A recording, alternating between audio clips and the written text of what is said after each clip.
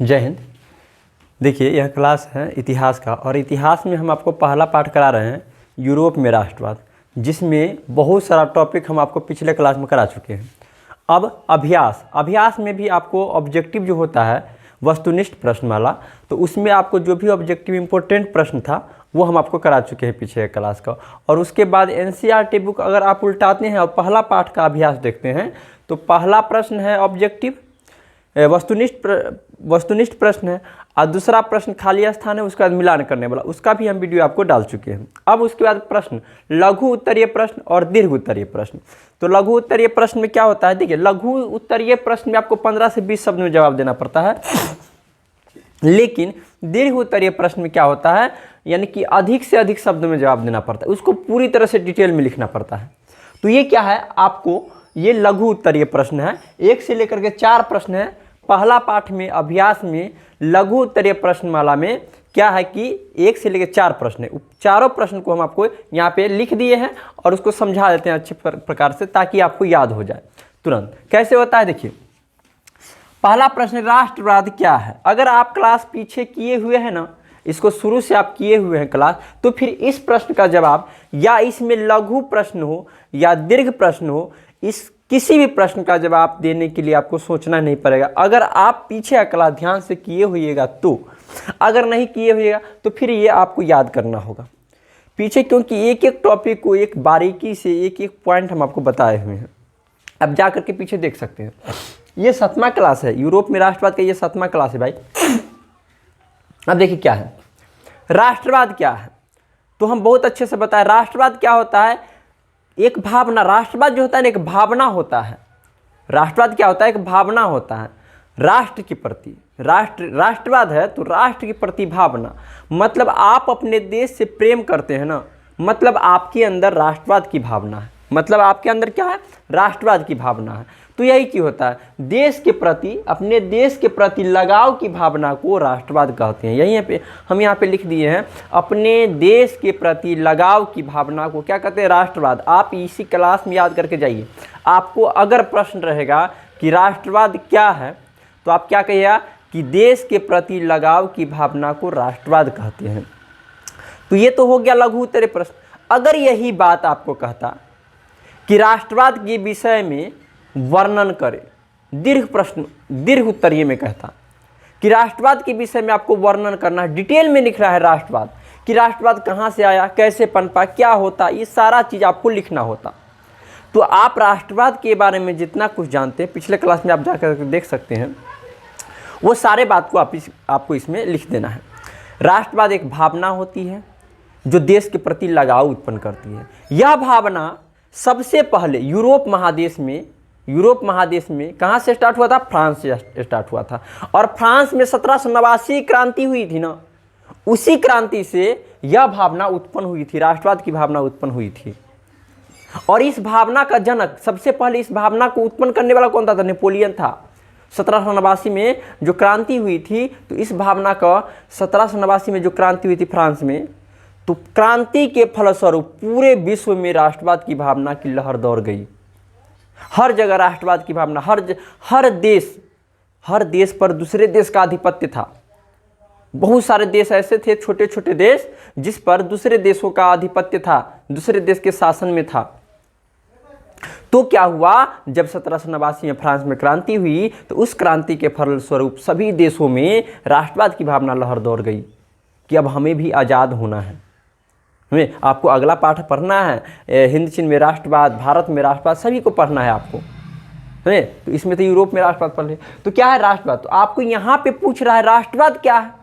तो राष्ट्रवाद क्या है, अपने देश के प्रति लगाव की भावना को राष्ट्रवाद कहते हैं। बस इतना ही लिख देना, इसमें आपको हो जाएगा। लेकिन दीर्घ में रहता राष्ट्रवाद के विषय में बताने के लिए, तो आपको लंबा सा जवाब देना पड़ता कि राष्ट्रवाद क्या होता है, कैसे पनपा, कहाँ से पनपा, क्यों पनपा, आखिर ये भावना क्यों होती है, इसका जनक कौन था, राष्ट्रवाद सबसे पहले कौन बनी, इसमें क्या कहता है, राष्ट्रवाद को बढ़ावा देने वाला व्यक्ति कौन था, तो सब चीज़ लिखना पड़ता। लेकिन यहाँ पे तो सिर्फ लघु उत्तरीय प्रश्न है, तो सिर्फ आपको राष्ट्रवाद के बारे में लिख देना है कि राष्ट्रवाद जो होता है अपने देश के प्रति सोच, लगाव, भावना, प्रेम, मैत्री भावना।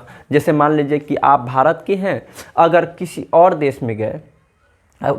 देश में गए तो क्या हो जाइएगा, भाई कितना भी दुश्मन रहिएगा ना, कितना भी दुश्मन है, अगर दूसरा देश में अगर मिलिएगा तो अपना अपना हो जाएगा, हम इंडियन हैं, इंडियन। तो वही राष्ट्रवाद की भावना होती है आपके।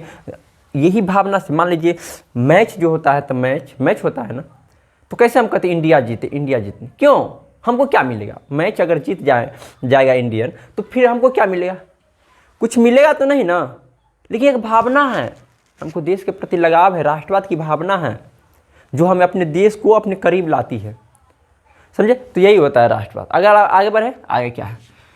मेजनी कौन था? वो आप पीछे का क्लास में देखिए, मेजनी के बारे में बहुत सारा चीज़ बताए हुए थे, बहुत चीज़ बताए हुए हैं। तो आपको मेजनी है, ये लघु उत्तरीय प्रश्न है, तो मेजनी के बारे में थोड़ा सा आपको बता देना है कि मेजनी जो था ना, इटली के एकीकरण में सबसे महत्वपूर्ण योगदान मेजनी का था।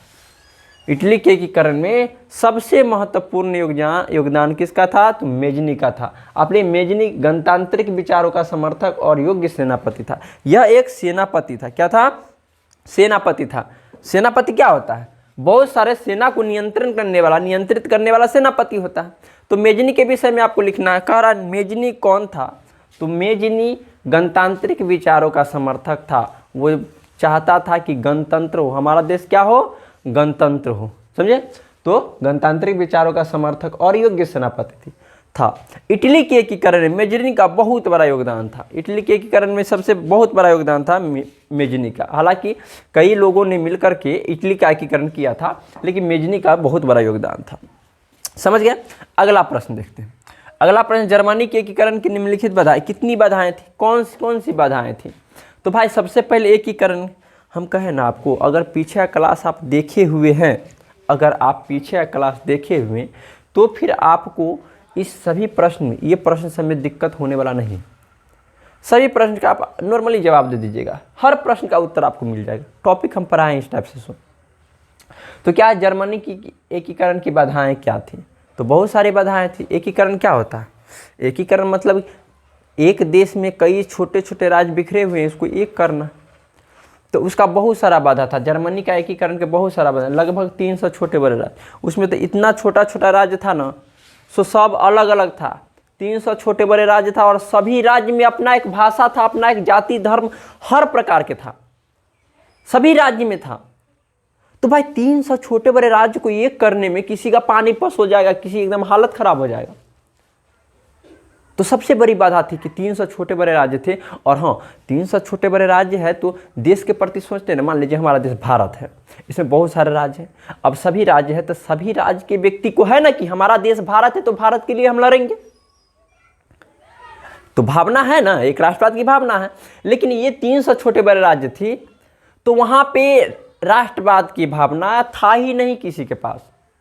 300 छोटे बड़े राज्य थे, सभी राज्य में जो था अलग अलग भावना था, अलग अलग संस्कृति के लोग थे, अलग अलग धर्म के लोग रहते थे। बहुत दिक्कतें होती थी, बहुत दिक्कत थी। राष्ट्रवाद की भावना का अभाव था। धार्मिक, राजनीतिक तथा सामाजिक विषमता, सब अपने आप में एक धर्म के नाम पर लड़ते थे, राजनीति के नाम पर लड़ते थे, सामाजिक के नाम पर लड़ते थे कि हम इस समाज के हैं, हम इस धर्म के हैं, तुम उस धर्म के हो, इस सबसे लड़ता था। तो भाई कोई देश कैसे एक हो सकता है? बहुत दिक्कतें थी वहाँ पे। राष्ट्रवाद की भावना का अभाव, और सभी देश में जो था राष्ट्रवाद की भावना का अभाव था। राष्ट्रवाद की भावना था ही नहीं, राष्ट्रवाद की भावना का क्या था? अभाव था। मतलब कि राष्ट्रवाद जानते हैं ना, माने देश के प्रति सोचता ही नहीं था, सब अपने प्रति सोचता था कि हम हैं जो है, और कोई हो या ना हो मतलब ही नहीं है। तो ये था जर्मनी के एकीकरण की बाधा। आपको क्या है इसमें लघु उत्तरीय है तो छोटा सा लिख देना है, लेकिन दीर्घ रहेगा तो बहुत सारा बात लिखना पड़ेगा कि ऑस्ट्रिया के जो चांसलर था वो जर्मनी को एक नहीं होने देता था। बहुत सारा बात था जो आप पीछे वाले क्लास में देखिएगा, सारा हम डिटेल में आपको बता रहे हैं। अगला देखते हैं। चौथा है मेटरनिख युग। क्या है भुआ? मेटरनिख युग कहने से ही पता चलता है मेटरनिख का युग। मान लीजिए हम शासन करेंगे कहीं पे, मान लीजिए भारत पर हम शासन करेंगे 100 वर्षों तक, तो ये जितना 100 वर्ष तक होगा ना, वो मेरा युग कहलाए, मेरे नाम से विजेंद्र युग। सही है। तो मेटरनिख जो था क्या था? ऑस्ट्रिया का, मेटरनिख ऑस्ट्रिया का चांसलर था। अब मेटरनिख जो था 1815 में एक वियना सम्मेलन बुलाया और उनका कहना था कि राष्ट्र को अच्छे चलाने के लिए क्या करना है, वियना सम्मेलन हुआ। वो वियना सम्मेलन में बहुत सारे मुख्य बातें थी, उस बात को रखा कि राष्ट्र को चलाना है, राष्ट्र मेरे। और देखिए यहाँ पे लिखा हुआ ऑस्ट्रिया का चांसलर मेटरनिक का वियना सम्मेलन के नेतृत्व, और वियना सम्मेलन का नेतृत्व किया मेटरनिक।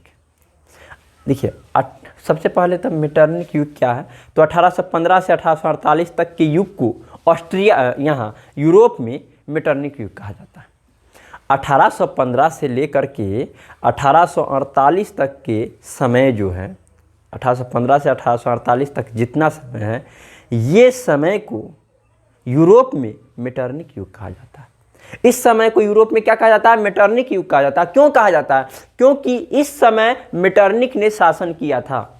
इस समय मेटरनिक ने शासन किया था। कैसे शासन किया था, तो 1815 में मेटरनिक ने, जो ऑस्ट्रिया का चांसलर था, एक सम्मेलन बुलाया, वियना सम्मेलन। उस सम्मेलन का नेतृत्व वो स्वयं किया और अपने हिसाब से शासन चलाया, और अपने हिसाब से शासन चलाया। तो 1815 से उसका शासन स्टार्ट हो गया, और 1848 के युद्ध में वो पराजित हुआ।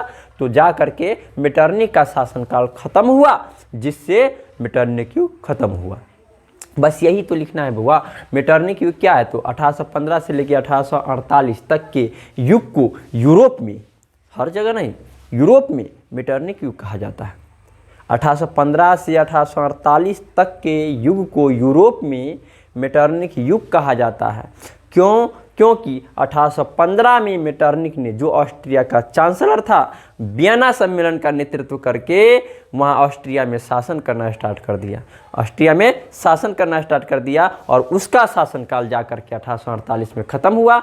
अतः मेटरनिक युग की समाप्ति हो गई। तो इस प्रकार से आपको ये प्रश्न का जवाब लिख देना है। तो इस प्रकार से आप आराम से लिख सकते हैं। अब इसके बाद क्या है, दीर्घ उत्तरीय प्रश्न है। तो दीर्घ उत्तरीय प्रश्न हम अगला क्लास में देंगे। इसको आप अच्छे तरह से कंप्लीट कर लीजिएगा। तब तक के लिए जय हिंद।